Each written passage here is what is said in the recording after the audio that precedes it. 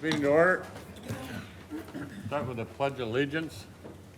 I pledge allegiance to the flag of the United States of America and to the republic for which it stands, one nation under God, indivisible, with liberty and justice for all.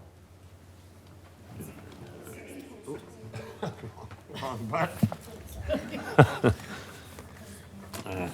want to read the call?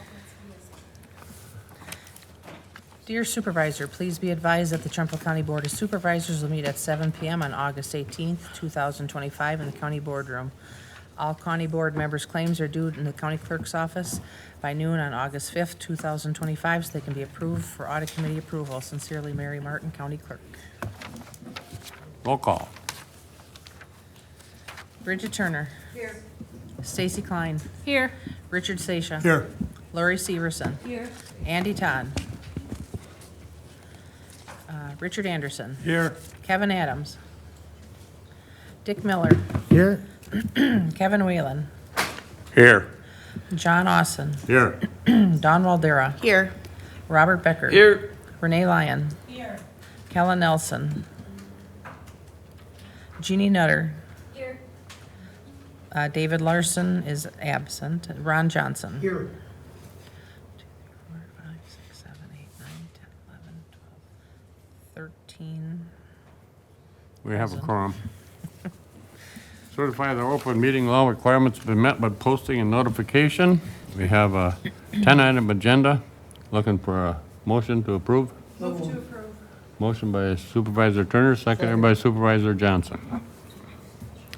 All those in favor signify by saying aye. Aye. Okay. Approval of the minutes from the July meeting. Move to approve. Second. Motion by Dawn, I think it was, yeah, and seconded by Addie Becker. All those in favor signify by saying aye. Aye. That's carried. Appearances. Charles Taylor, Insurance Representative. Jessica Schrader, Supervisor, Professionalism and Confidentiality. Are they here? I don't see She's it. online. Oh, Yep, she'll be joining us. And Anna's really sorry she okay. Okay, couldn't. Here. is this Jessica? But- Hi, Jessica, we can't hear you. Are you on mute? Nope, I have my volume turned down. Let me see if I can turn up the computer. Okay, There we now go, we that's hear better. you. Is that a little bit better? Yep. Yes. Good.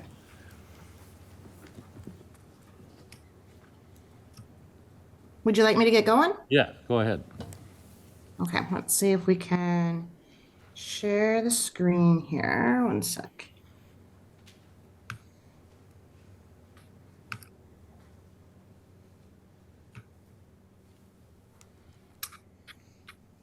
Okay.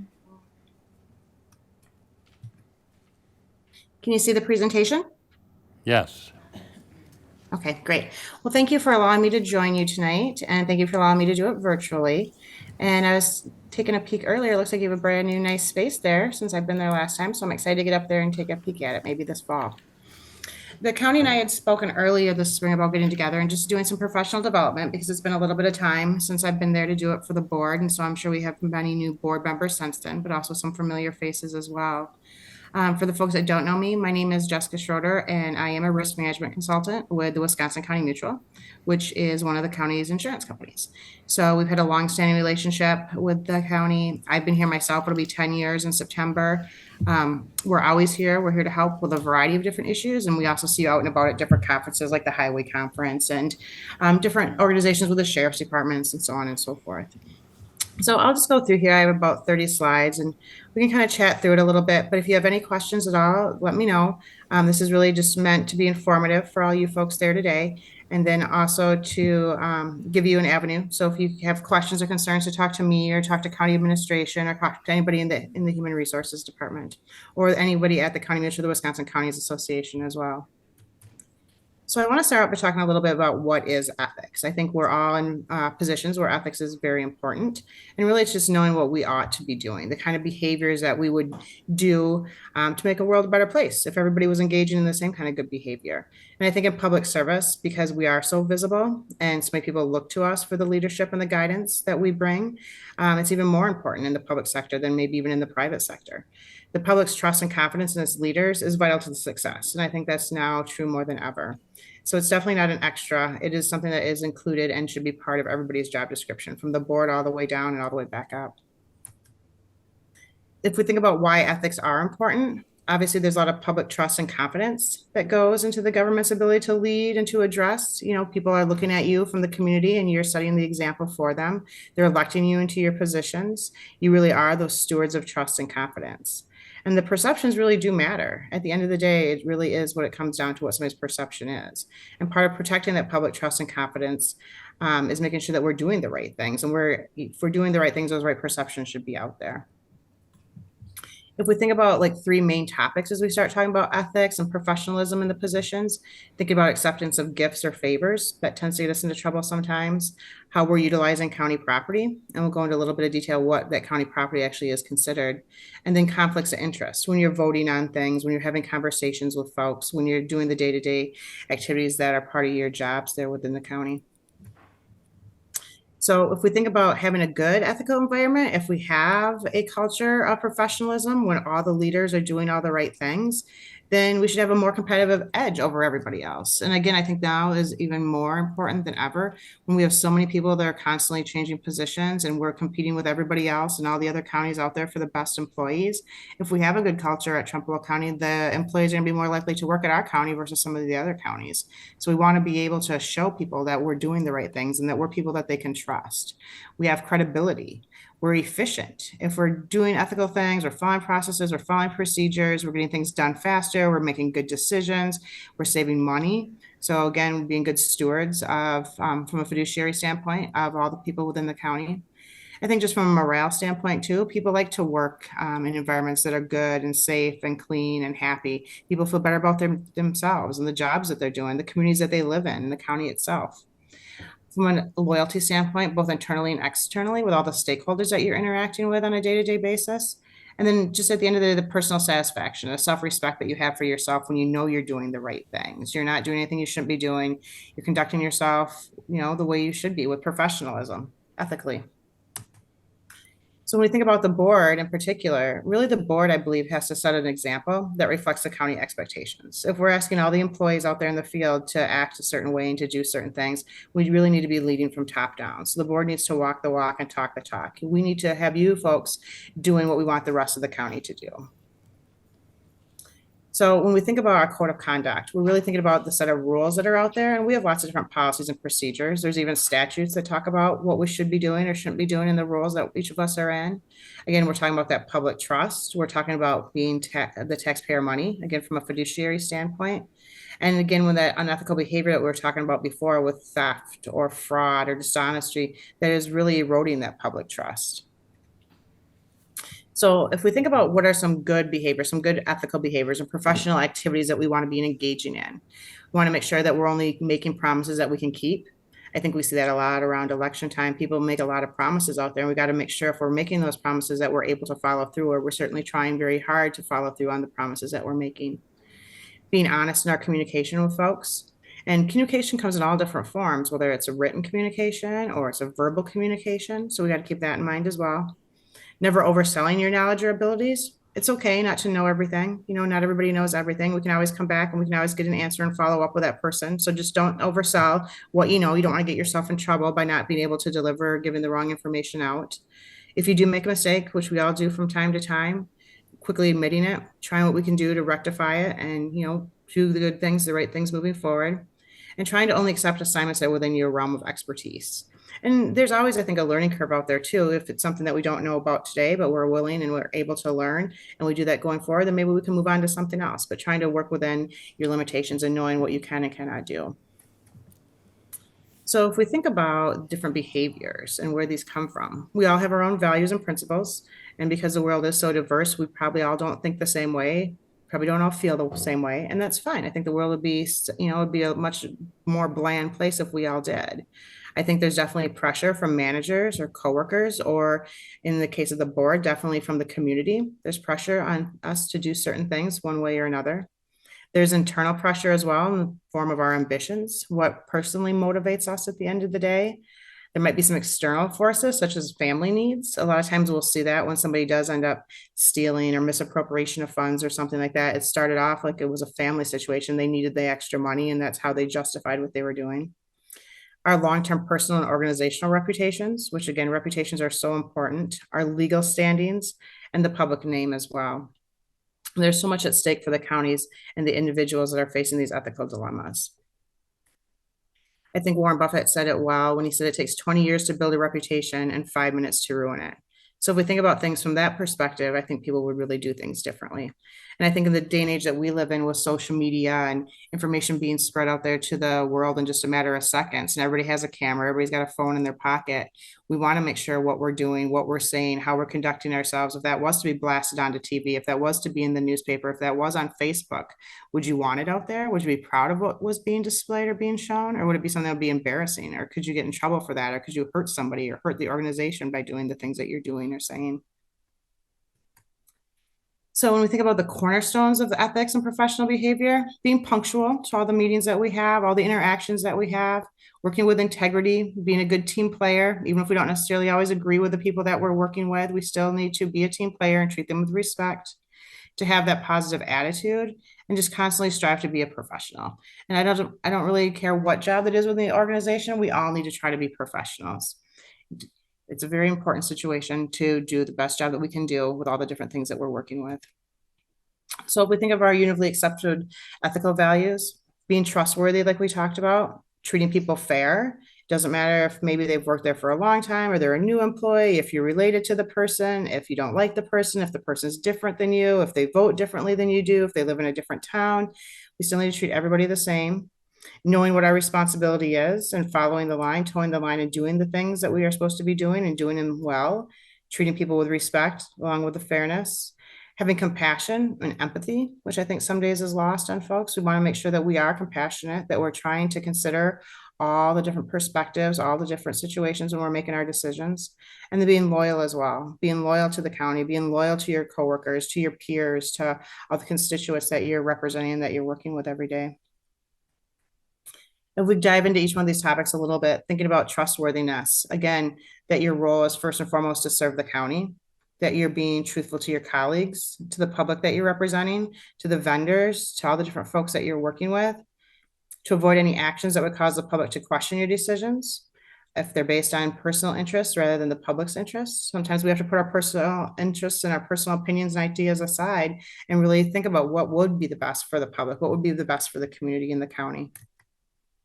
Not accepting gifts or other special considerations because of public positions. And we get a fair amount of this when we get into our HR investigations. There's a fair amount of gifts that are distributed that maybe shouldn't have been, that people shouldn't have taken from the vendors or the other folks that they're working with. Not knowingly using false, inaccurate, or biased information to support the positions. Not using your personal or your public position for personal gain. And we see that as well. Maybe people want certain contracts signed or certain vendors to work with because it's going to be advantageous to them or to their family or to somebody that they know in the long run. And again, trying to be careful to keep the promises that you make. And again, sometimes we can't, despite all the best efforts. And then there's an avenue for that too, to talk that out and to say why and what happened and, that you really did try, but trying again to be very careful in what you're offering and what you're promising folks. When we think about the gifts, and I keep talking about it because it is an issue that we have, that we see over and over, the food and bevs. And I know it's hard. I go to a lot of different conferences too. We definitely take clients out to dinner. I think there's a difference between that and, abusing or being very aggressive with those types of situations. Getting tickets and getting vendor kickbacks. Like if we buy a big expensive piece of equipment out in the highway department, we're on the highway committee. Should be getting Badger tickets or tickets like to other sporting events or other athletic events. When we think about fairness, another one of those cornerstones that we were talking about, again, making our decisions based on merit, honoring the law and the public's expectation that the county policies will be applied consistently, again, across the board.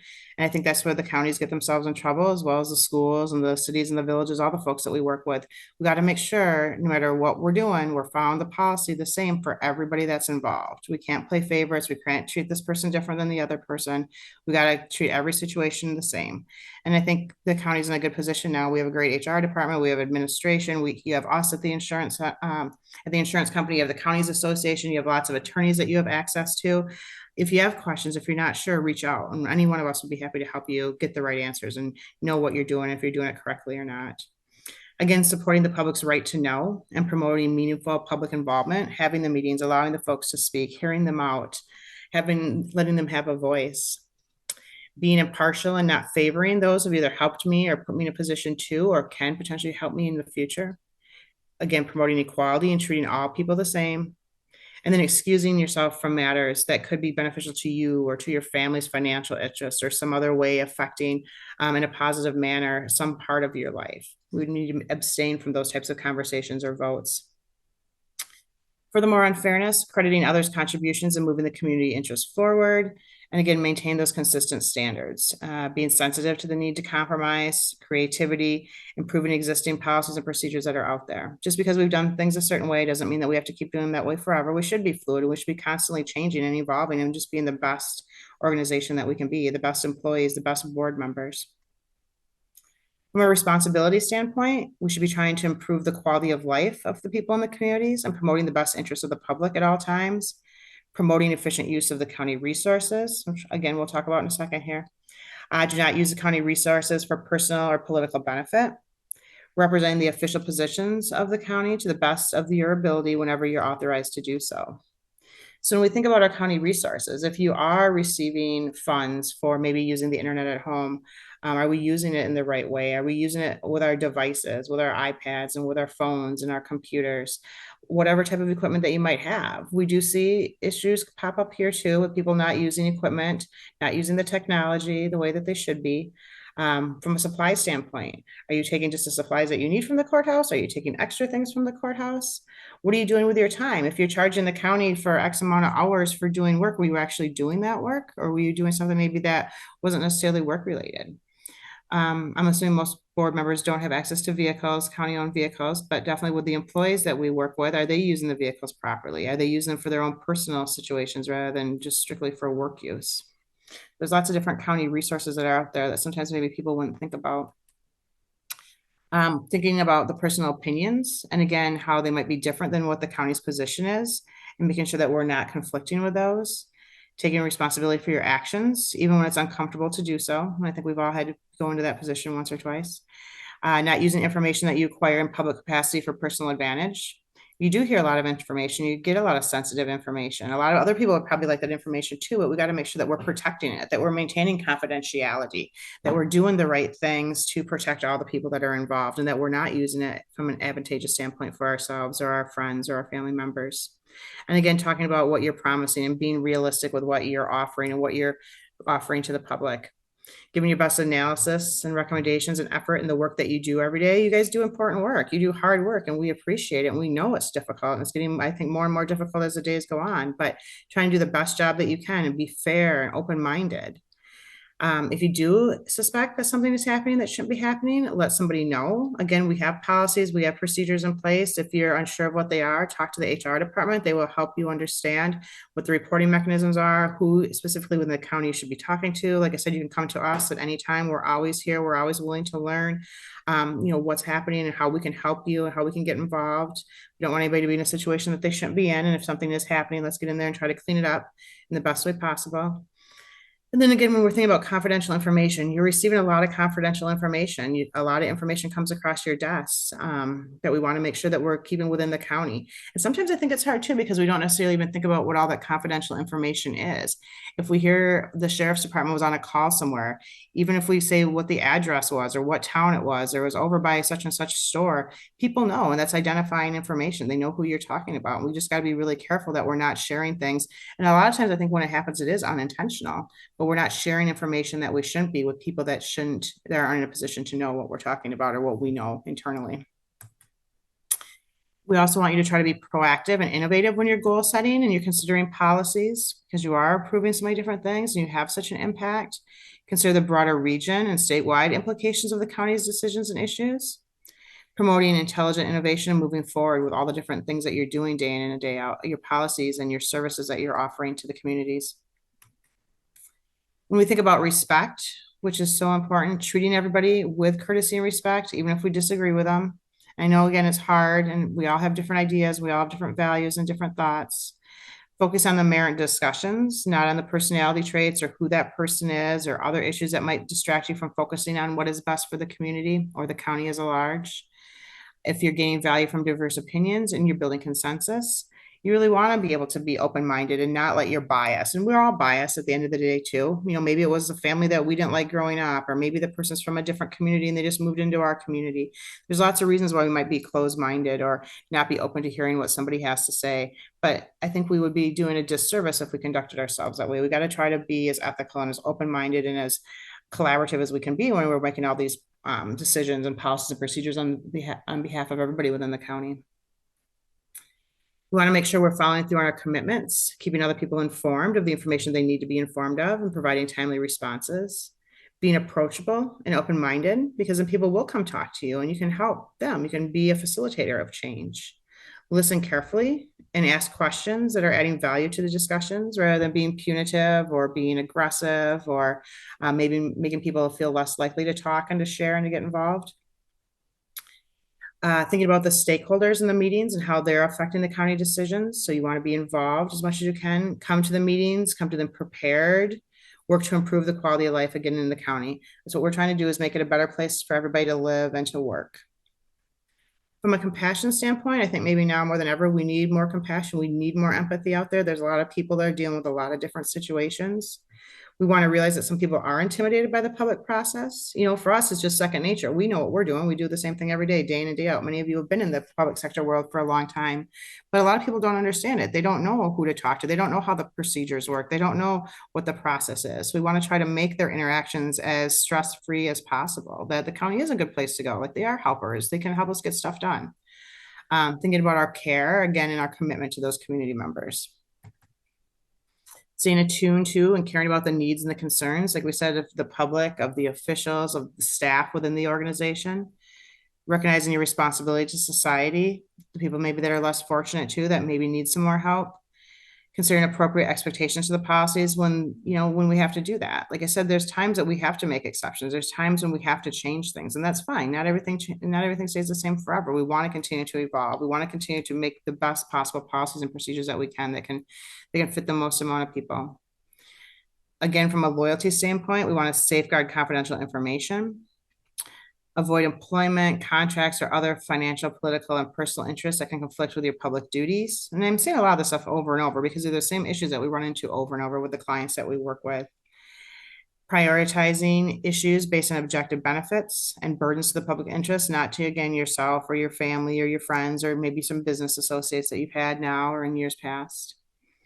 We don't want to oppose financial decisions once they've been made by the decision makers, except through internal communication lines. We have processes, again, we have procedures, how things should be discussed, who should be included in those conversations, what forums, what technology should be utilized, putting loyalty to the public interest above personal, professional, and political loyalties of your own. Again, we're always here for the public. So when we think about what our ethical official should look like, a professional official, we want them to properly administer the affairs of the governmental unit. We want to make sure they're making decisions which only benefit the public interest, again, rather than their own. Promote public confidence in government and keep safe all our funds, all our records, all our properties. We want to make sure that we're doing everything that we can do to safeguard everything that the county has, our information, our resources, our people, our equipment, our buildings. We want to conduct and perform the duties of the office diligently and promptly. Maintain a positive image. So again, people are saying, gosh, Trempealeau County is a great place to be. Look at what they're doing there. They're never on TV. They're never on the news for doing bad things. A bad day starts when I start watching the news in the morning. One of my counties or my school district is on there. I don't like to see that. Nobody likes to see that unless it's for a good thing. So make sure we're doing all the good things and not the bad things. Evaluate all the decisions so the best service or product is obtained at a minimal cost without sacrificing quality. And that really is our fiscal responsibility. We want to make sure we're maintaining respectful attitudes, like we said, with all the people that you're working with. Even if it's a difficult subject, we want to try to be as professional as we can, respectful, compassion, having that empathy, effectively and efficiently working with everybody within the governmental organization, all the different divisions, all the different department heads, all the different employees, all the different local stakeholders in the communities, all the different businesses in town, all the different people, faithfully complying with all the laws and the regulations, and making sure that, again, we're being impartial and trying to apply them to everybody. So I think when we have problems, whether it's from a ethical standpoint or professional standpoint, maybe it's your goals, maybe they're not in line with what they should be. Maybe our ego gets involved. Again, I think people get greedy when we see the embezzlement situations. That's usually what it ends up turning into, is they were able to get a little bit of money, so they kept going and going and going and going. And then before we know it, I think peer pressure's out there too, definitely. I think workplace demands. We all have difficult jobs. There's a lot of things happening. There's a lot of stress in the world. Politics, that definitely comes into play. And then again, your personal values and principles, and they're all different. Every person has different values and principles. But again, I think you're in a great position in the county because you do have a fully functioning, competent legal department. You have human resources, you have administration. Like I said, you have us here at the County Mutual, you have the counties association. There's many attorneys that you work with and that you have access to. And we're all here on your team to try to help you make sure you're doing the right things. And if something unfortunate does happen, then we got to make sure that we get that cleaned up and learn from it and do the right things going forward after that situation. So I didn't want to take a whole lot of your time today. I know you have a packed agenda, but I just want to give you a little bit of a overview of some of the things that we want to keep in mind as we're conducting ourselves and our business day in and day out, and just be here if you have any questions for me.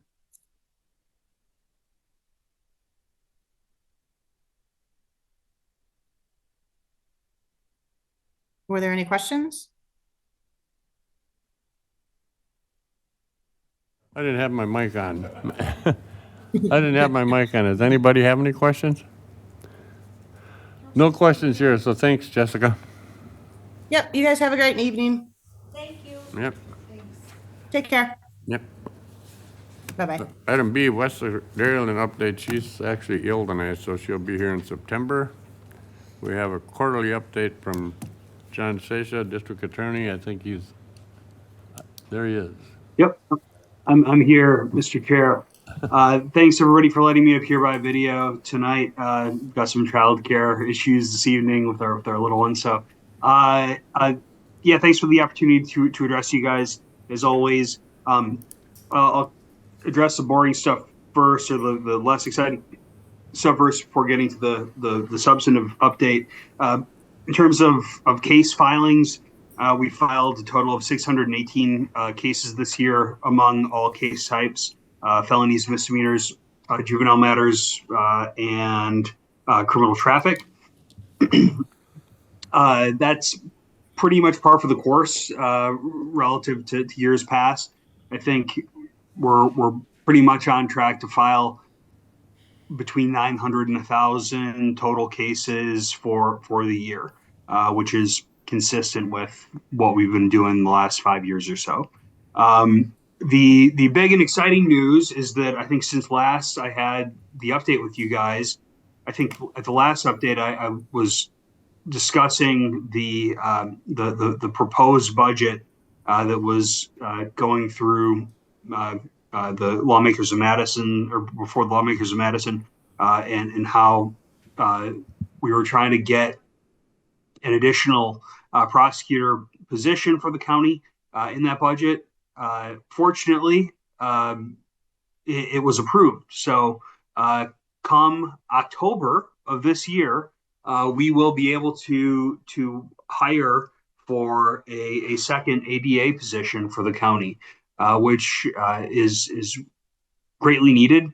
As I mentioned at the last update, we were effectively the worst staffed county, kind of per capita, per prosecutor in the state, behind only Juneau County, and they were a one prosecutor office.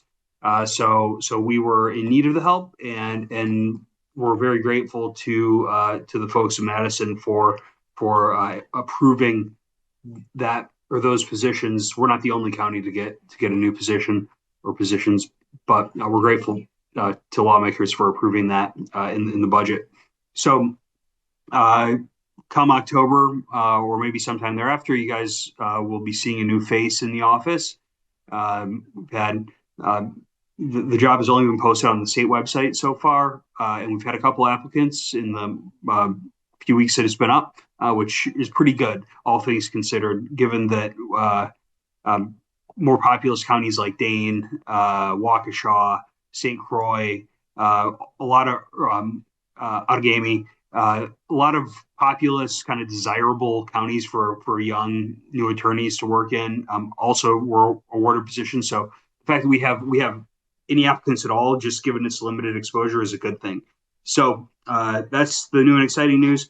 In terms of what that means for the county, that's a state funded position. So that's not going to be any skin off the county's back.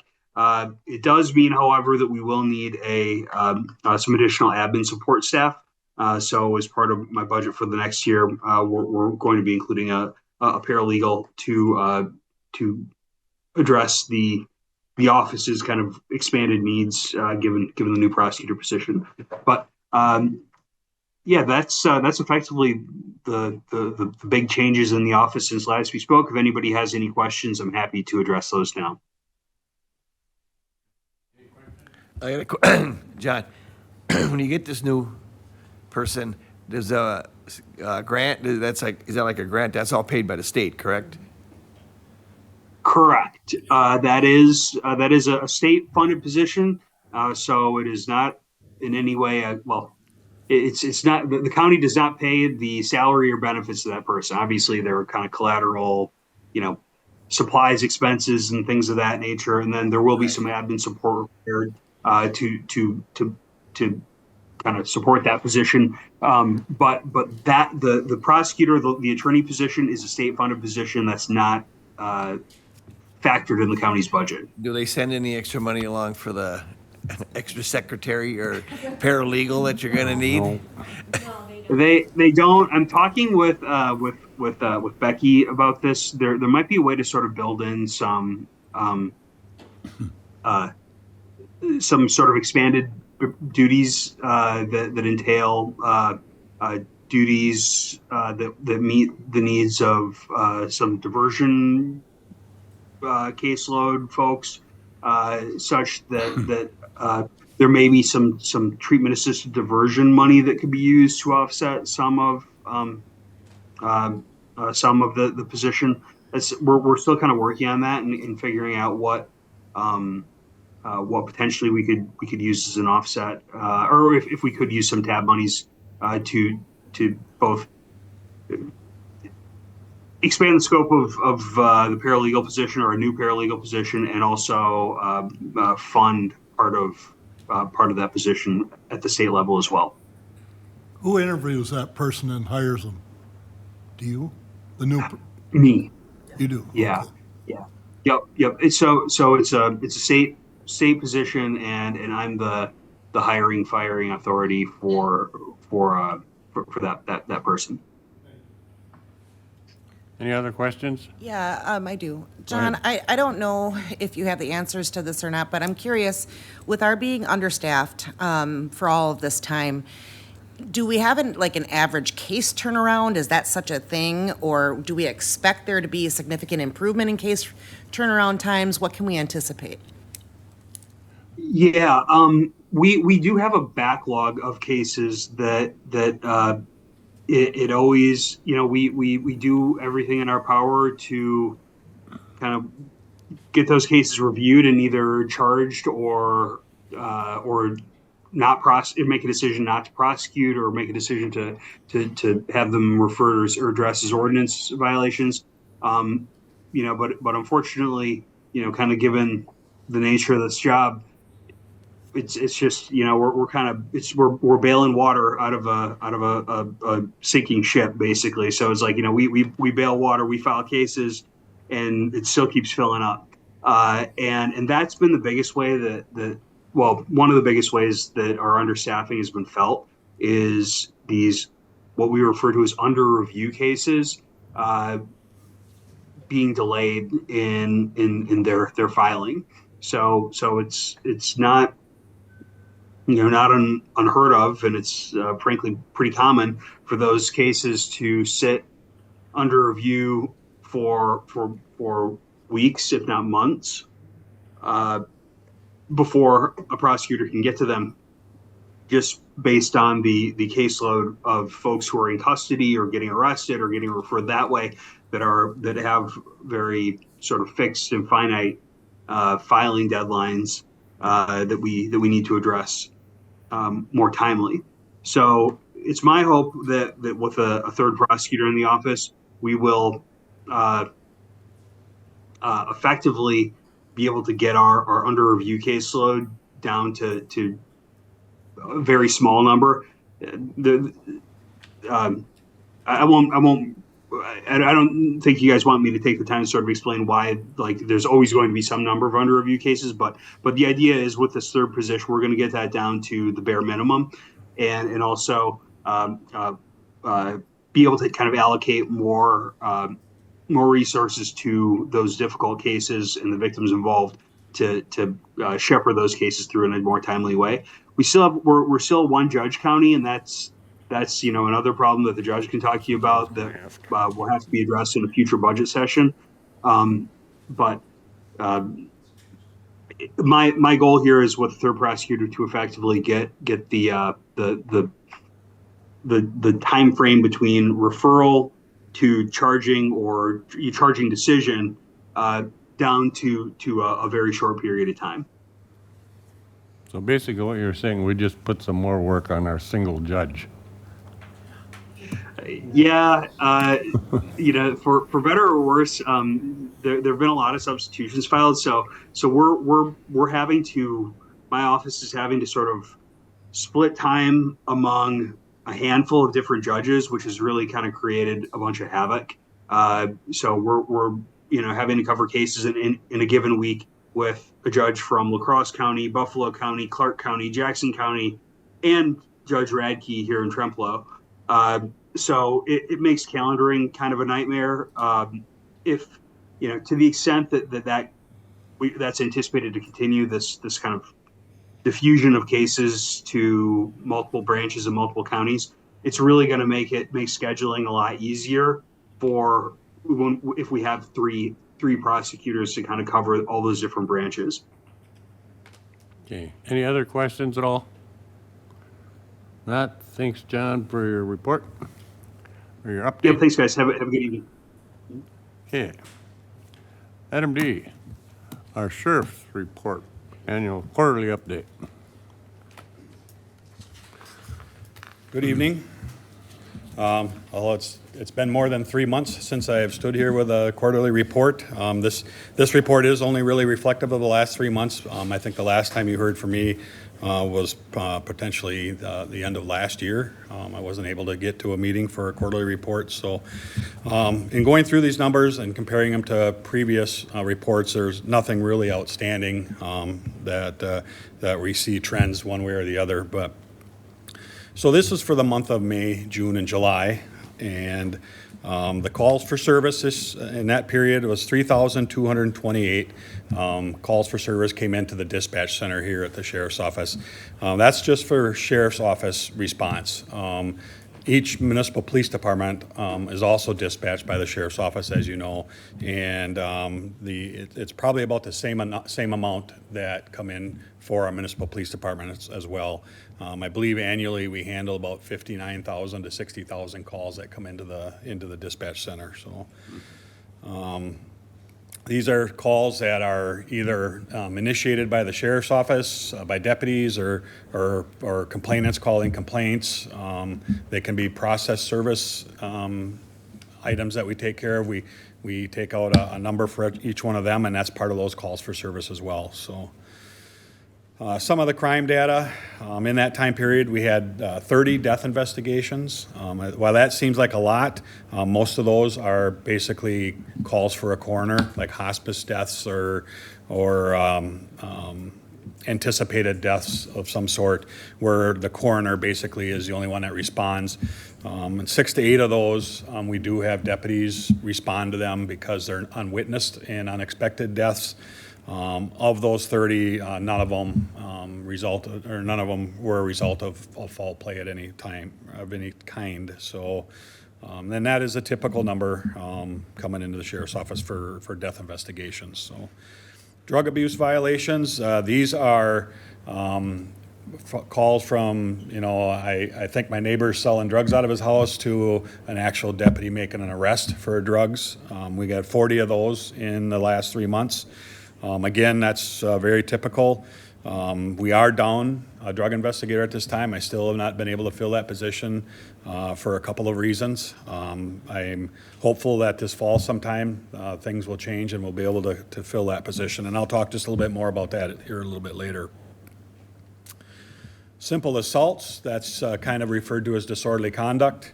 It can be anything from just a little bit yelling match to maybe pushing and shoving or screaming in public.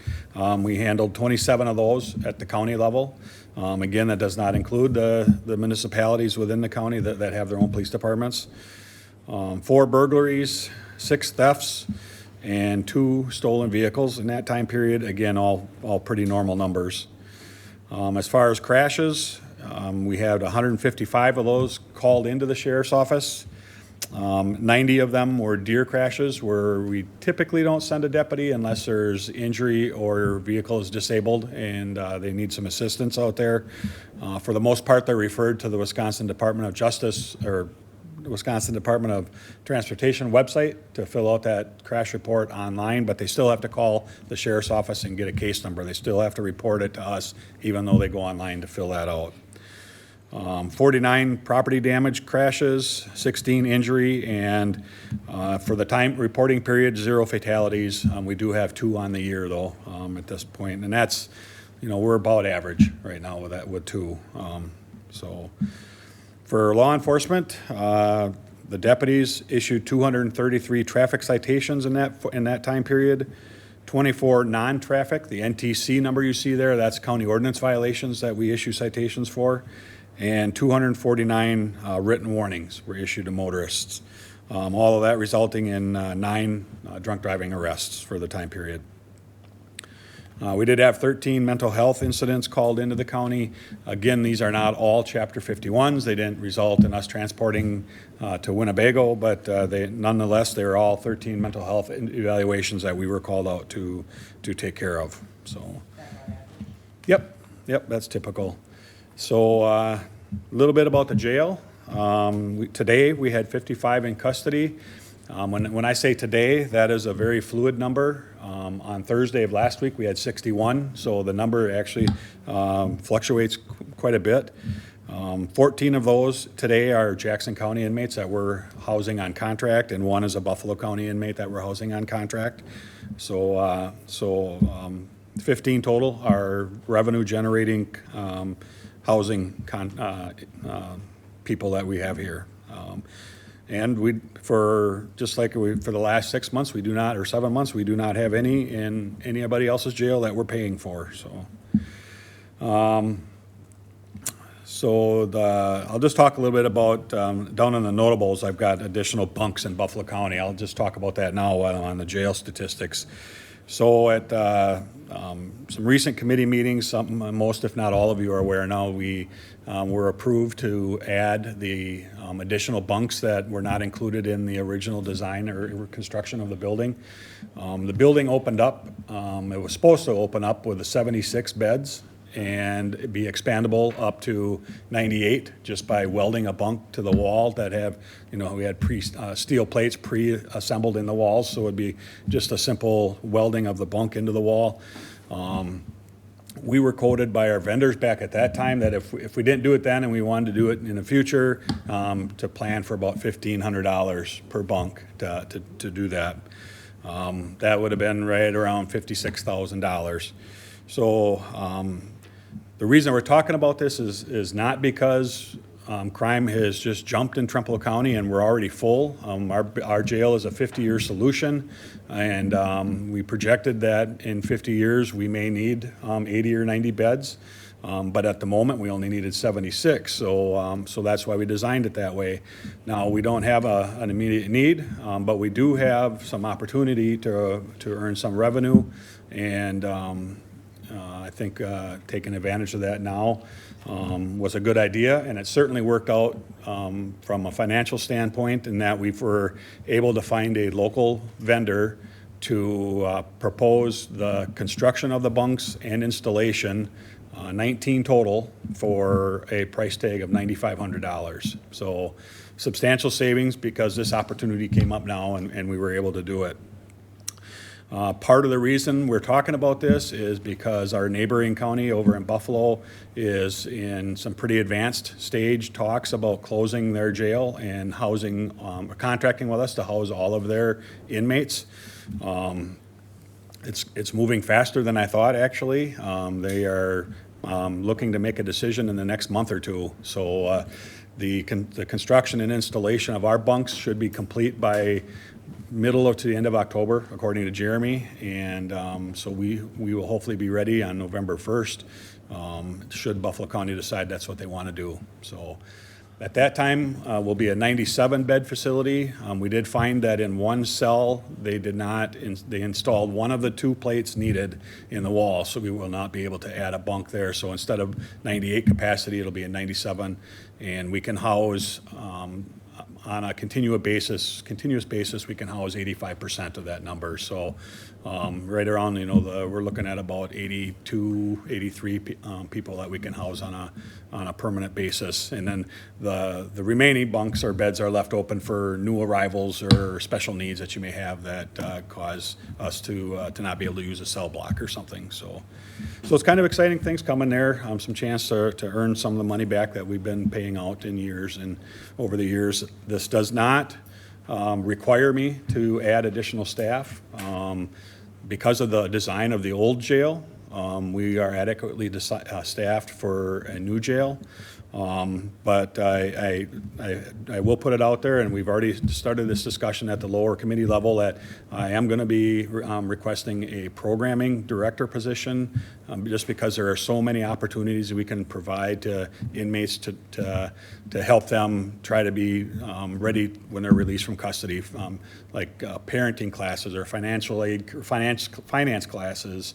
Getting their GED or helping them find a job, or the list is very long. And Adam Trenzo from UW Health has been helping us do that to a certain extent for a while now, and it'll be time to consider a full-time position there. But outside of that, we are adequately staffed to do the functional needs of the jail with that many inmates. So any questions on the jail? That was a lot of information to send your way right away. Any questions on that at all before I move on? Okay. So some vacant positions, or an employee update, I guess.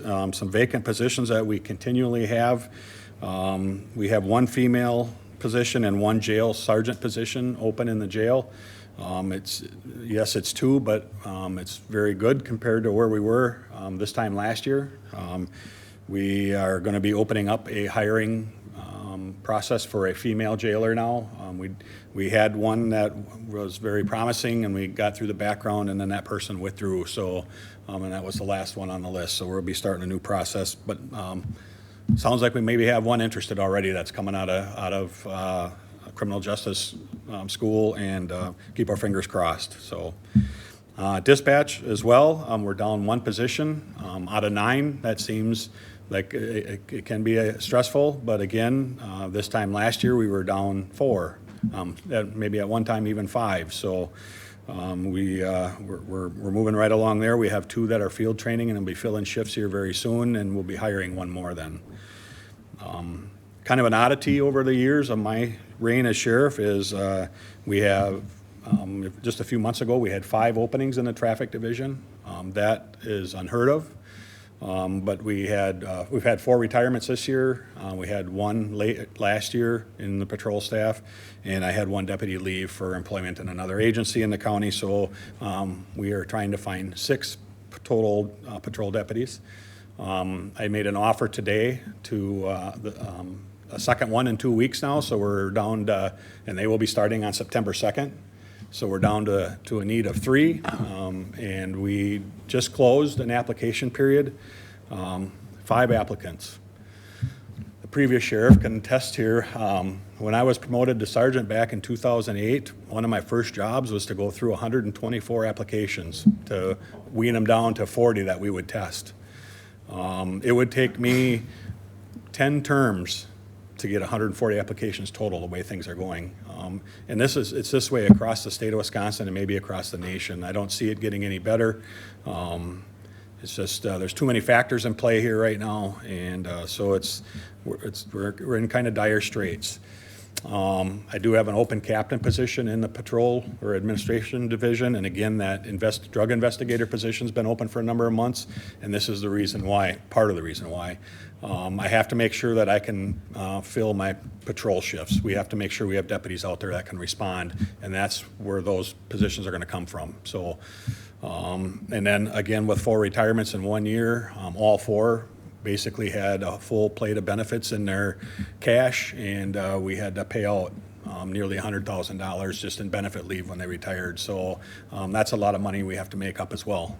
So we kind of, our hiring practices have to reflect that because we just didn't have it budgeted. So, but we're getting to that point now where in the next couple of weeks we'll have all positions advertised for at least, and then hopefully before the end of the year somebody starting in those positions. So. The dispatch center, what's the update on your supposed new dispatch center over in the actual sheriff's department? I know there was some hang-ups there. That is a very good question, and as I was thinking of things to report on tonight, I don't know why I didn't think of that update. So we are moving forward. We, at this point, are cautiously optimistic that the dispatch center will be up and running sometime in October. So things are moving forward, and on-site visits have been made here in recent weeks. So we have paid the bill, and they know, they agreed that if the work is not done by June 1st of next year, I believe, that they will reimburse us for the entire cost. And so they have a little bit of incentive, but yes, and the fact that we have a remodel project going on over there, which is affecting our current dispatch center, I think they are considering that as well, because we've let them know how that's affecting our current dispatch center as well. So I'm glad you're giving them some incentive, whatever way it is, between you and IT, because that's long overdue. The taxpayers paid all this money to get a new dispatch center, and maybe no fault of yours, but then it wasn't done. So for those taxpayers, it's kind of disappointing. correct, and so I just want to clarify that the total bill is like $309,000. We will get reimbursed all but 10% of that. So when it's all said and done, there'll be about a $30 impact to the tax levy. So. Brad, I got a couple questions. One, at the last meeting, you had said that you were thinking of raising the daily fee for the jail. Have you done that yet, or no? Yes. So Buffalo County has been paying $50 per day. Our contract with Jackson County is $45 per day. I did put them on notice that we'll be moving that up to $50 per day next year, and the sheriff responded right away that he's fine with that. He doesn't have any issues with that. So. And one other question is that for that new position that you were looking at, that would come out of the opioid money, correct? Totally? So there is a little bit of confusion here. Yeah, I mean, when we were talking about it at the Yep. committee, you weren't here, you were busy.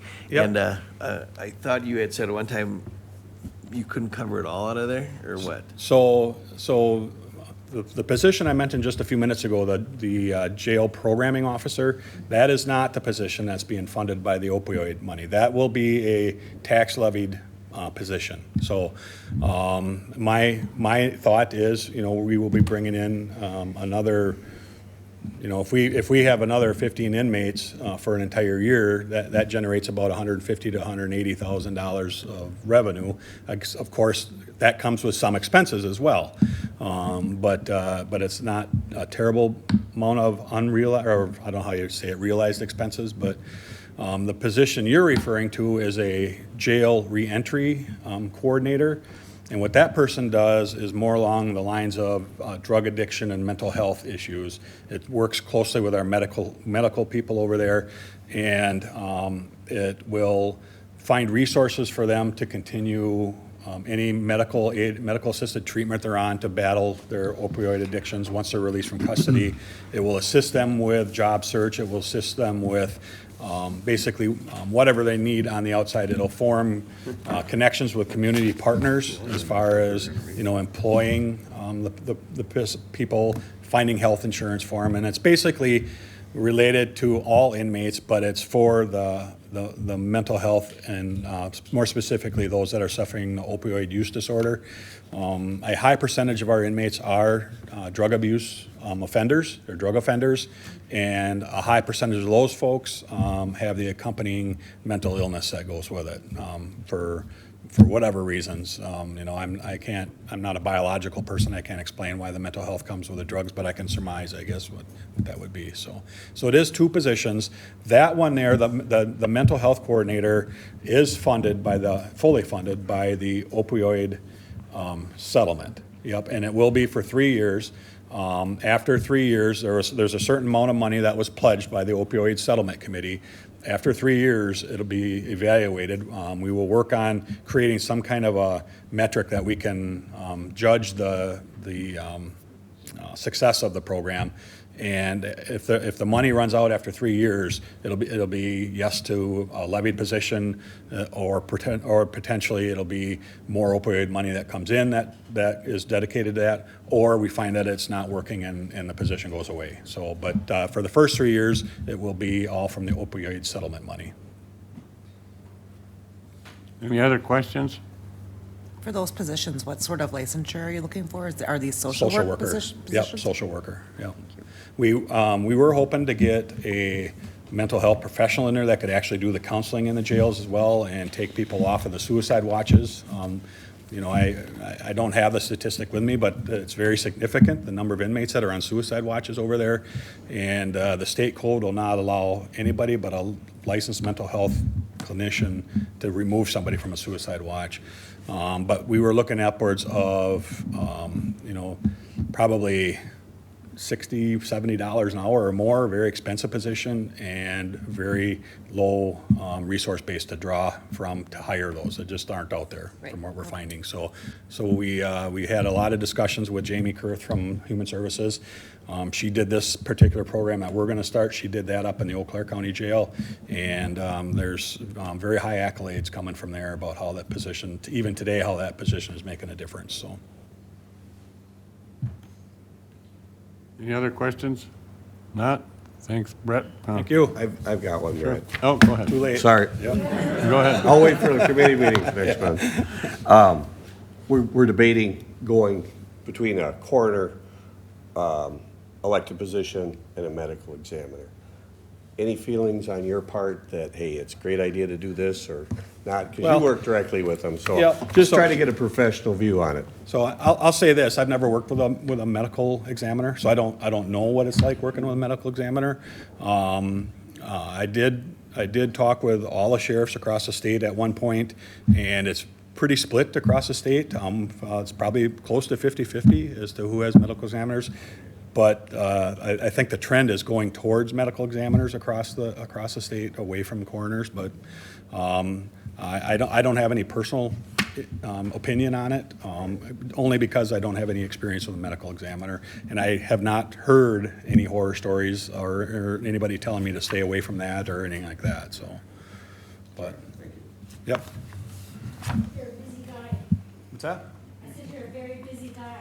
Yes. The first game was postponed to the 19th. So. Oh, shoot. We can't meet them twice today? No, we can't. The 19th of September?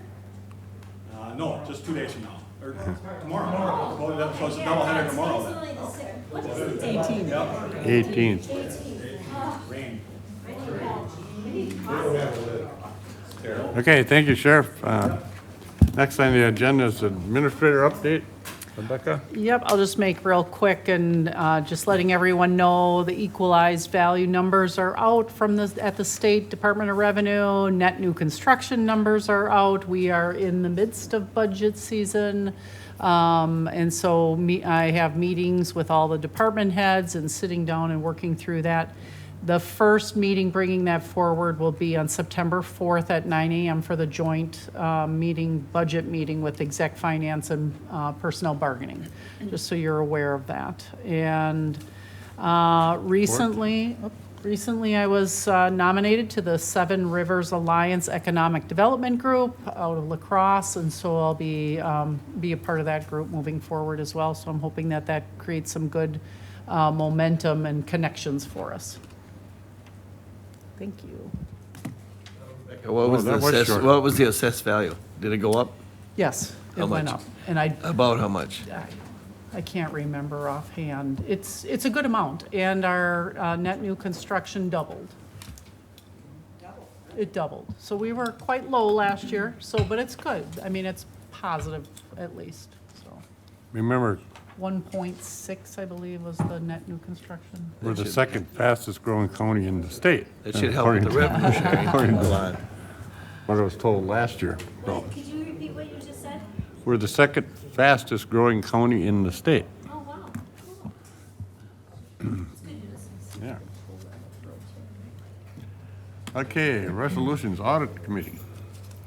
Whereas the audit committee has audited the following claims and recommend that they be allowed as follows.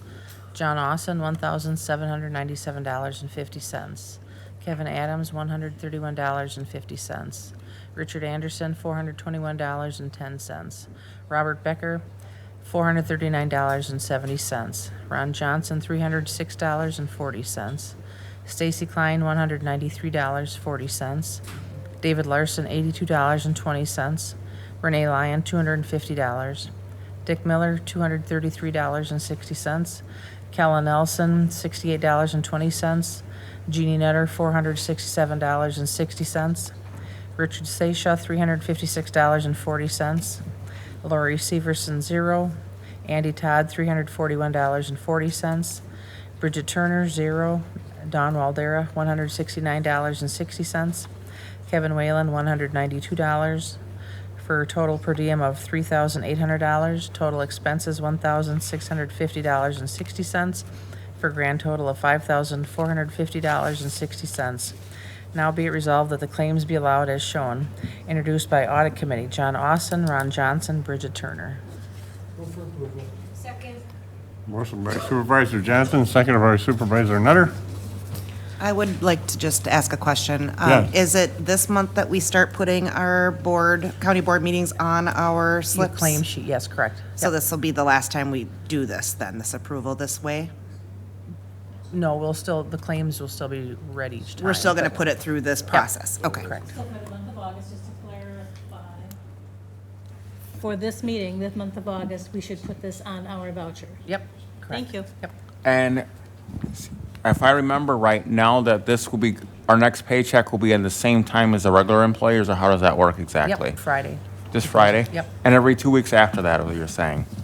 Every 2 weeks You or guys will be Friday? paid monthly. Monthly? Yep. So would it Is be it- always the following Friday after the board meeting, or how does that work? Could be the following payday, whenever that. Whatever that falls. is, Yeah. all right? Yep. Any other questions? Okay. You want to call the roll? Richard Seisha, Yes. Lori Severson, Yes. Richard Anderson, Yes. Kevin Adams, Yes? Dick Miller. Okay. Kevin Whalen, Yes. John Austin, Yes. Don Waldera, Yes. Robert Becker, Yes. Renee Lyon, Yes. Jeannie Nutter, Yes. Ron Johnson, Yes. Bridget Turner, Yes. Stacy Klein, Yes. Dick Miller, Yes.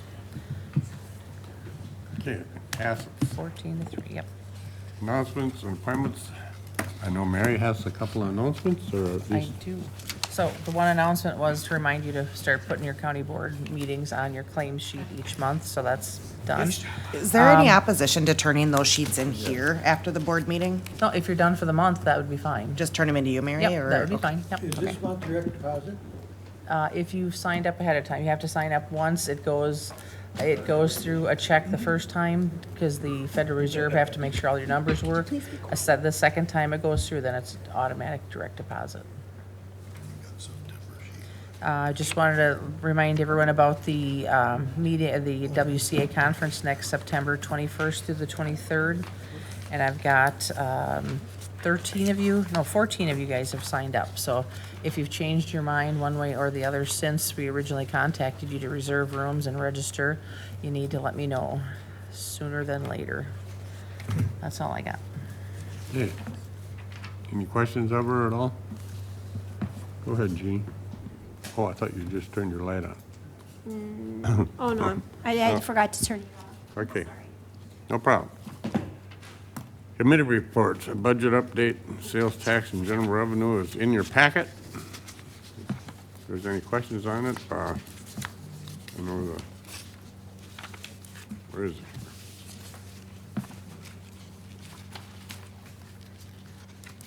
They asked me the other day whether we should increase the amount of sales tax with the uncertainty there is. I said, just leave it the same. I think we'll hit our budget this year, but we were just a few dollars short last year, but I think we'll hit it this year. And so we didn't dare increase it either, due to the circumstances. Tariffs coming on, we don't know what's gonna happen, so. Let's see. Discussion and possible action in terms of condition purchase services. That's in the packet, your proposal. Somebody want to make a motion, or somebody want to read it? You want to read it. I guess it's your job to read it, right? I don't have anything. Don't we? Susan. Do you mind if I just Yeah. speak for a moment? Okay. And does anybody need copies? I brought extra copies just in case. I'll send them around. It's a lot. So I'll do that quick. I'm just roughly. It's the same one in the packet. It's the same one in the packet, but if you need a paper copy. You need one?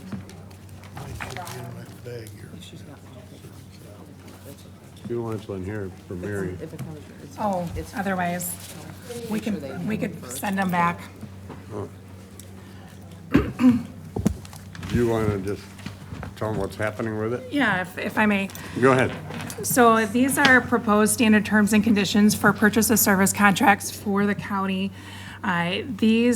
This subject was originally or initially raised in executive finance, and I brought it up to discuss the need to standardize our contractual terms to really ensure that we're hitting most, if not all, of the main terms in all of our contracts, because sometimes we have them, sometimes we don't. Sometimes we need them, and we learn about that later.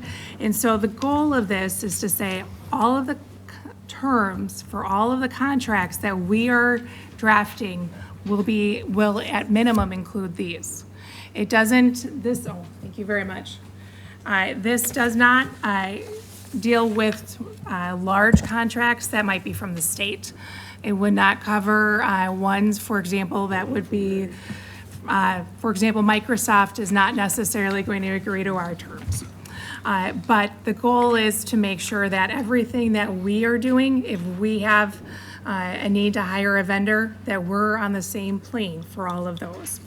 If you had a chance to look at those before, most of these are pretty common sense. They're pretty typical. For example, page 1 has a couple different versions of this. If we're hiring you to do a job for the county, we expect you to be credentialed or licensed in the way that is appropriate and sufficient to do that job, that you do it in an economical and efficient manner. It goes on just to discuss indemnification. It talks about insurance requirements to make sure that they can actually indemnify us, payment, taxes, public records. It goes on, but they're all pretty much what we would want in every contract anyways. I did bring this to the department head meeting within the last month to get their input. I've also worked with some of the larger departments, which would include highway as well as Health and Human Services. And Health and Human Services, for those of you who are not aware, they have a standard purchase of service contract that is quite lengthy. These contractual provisions will already be included in there, but it's longer. So it's essentially, again, to standardize our practice to ensure that we are at minimum protecting the county in this way. What I'm hoping for, again, this is policy. We're not going to have 100% implementation in all contracts, but I'm hoping that maybe we could have a vote to say this is what we want in most of our contracts. We want to set up the county in a way that's as protective as possible. But are there any questions? There's a lot there. We can certainly go through more. So this is a guideline, but it isn't a dictated policy. Right, right. There'll be times that we'll have to, go, for example, I use Microsoft. The state's going to dictate to us what their terms are. Right. So when we can, this is what we're going to use. One of my goals over the next couple of months is also to develop a standard purchase of service contract or template for the county as well, and these would be incorporated into that. So the first, part of that would describe, for example, the services that are being purchased, the payment, the specific payment terms, not the 30 days, but, the, X amount for service X, things like that. So the hope is to get to that point as the next stage. What is your plan to enforce use of such contracts? Well, that's a really good question. And unfortunately, time helps enforce, because if this is brought forward and recommended, hey, this is what you need, at minimum, have your contract state that the choice of law is Wisconsin and not Wyoming, for example. What's going to happen if there's an issue? They're going to have an attorney that's licensed in Wyoming to deal with that, and that's going to come out of their budget. And they will be discussing that with you when they go to approach or hire that person. And so, again, time, circumstance has a way of enforcing, even though I might be able to say, I recommend this to you, but circumstances usually play themselves out. Does that answer the question? Kind of, I guess. I mean, I think, I feel like we do, or we ought to, have the ability to say that you will use these forms, and I feel a little like there's hesitancy in being quite so bold with that statement. So I think that's fair. This is the first time I think the county's done this, that I'm aware of. Other counties have. This is not unusual for counties to do. But I also think we're still in that transitional period. We had, a lot of departments developing their own terms, having inconsistent terms, which is what I'm trying to, because sometimes that creates problems. But having inconsistent terms, and we're trying to work through that to say, hey, we need to be on the same board. We need to have minimum the same protections that are available for everybody, so we don't get into that example, and that does happen. It has happened in the last 2 years, at least one or two that I'm aware of. Question that I would have as far as for employees that don't follow the policy, are we going to give them a time where, we say that, okay, now everyone needs to conform, so they have a date specific where, hey, they've been trying to, but now it's a drop dead date, you have to do it in 2027? Is that something we're going to add in the future? Or is there a plan that, before it would ever be used as something that was a disciplinary for an employee, that we give forewarning is all I'm concerned about? That's a good question, and kind of dovetailing both of those last two questions, we have really good department heads. We really do. And we've had internally the discussion of, okay, we need to start talking about contracts. Contracts need to be reviewed. Contracts should be reviewed on an annual basis. So, for example, that purchase of service contract, that should just be built into all of our schedules. Everybody who's on the team, that we review that annually and review what issues come up during the course of the year. So even this document, I would say, let's review it annually. Let's see what issues come up and then tweak it as it goes forward. And so while there might be perhaps an outlier, the biggest issue is probably going to be somebody who somehow doesn't know. And if you guys adopted this as a policy, my next step would be at our next managers meeting saying this was adopted. And I, again, had this discussion already last month with the department heads. So. Will this policy also be forwarded and be part of the healthcare center as well? Yes, Okay. and Jerry was at the last department head meeting. Okay, thank you. I'll make a motion to approve the policy for terms and conditions for purchase of service contracts. I'll second. Motion by Supervisor Turner, seconded by Supervisor Nutter. Any questions or comments? Go ahead, Mr. Becker. Just one question, Susan. Do we need, or is it a common policy not to put a specific dollar amount for the contract in there, like anything over $10,000? Or is it common practice just to have everybody, no matter what the cost is, to be covered by this? So. Or they have to go by this? Yeah, that's a good question. And there's a lot with that. So first, our purchasing policy says everything has $10,000, right? As a framework, anything that's 10,000 or more, you have to have an RFP. So there's some attachments to that otherwise in our process. If we are performing services, say we have somebody coming in and they're coming into the building and they are fixing flooring, I would say, yeah, they have to have insurance. We absolutely want that. They have to have whatever license. So whether it's for 10,000 or 500 or 100,000, they should have the minimum credentials. Yeah. Yeah, no, that would be my recommendation. And there's some leeway if you read closer that, for example, the insurance, there's a little bit of wiggle room depending on the service. The only thing I'd like to say is to thank Susan. I know you've spent a lot of time on this one. You've got your hands in many things, so thank you. I think this protects the county and protects the people who are working here within the county.